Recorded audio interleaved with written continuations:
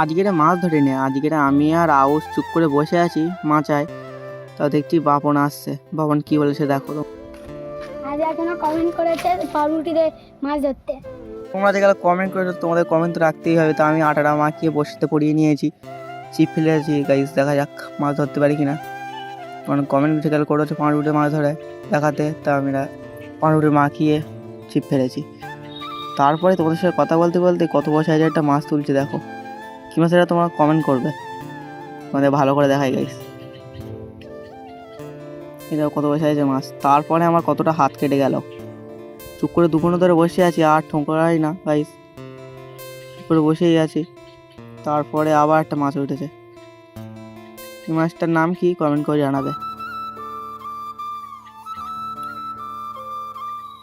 মাছ তাহলে ওপরে তুলি, তোমরা তাহলে দেখো। বাপর মাছটা ছাড়াচ্ছে। ভিডিওটা ভালো লাইক ও চ্যানেলটা সাবস্ক্রাইব করবে।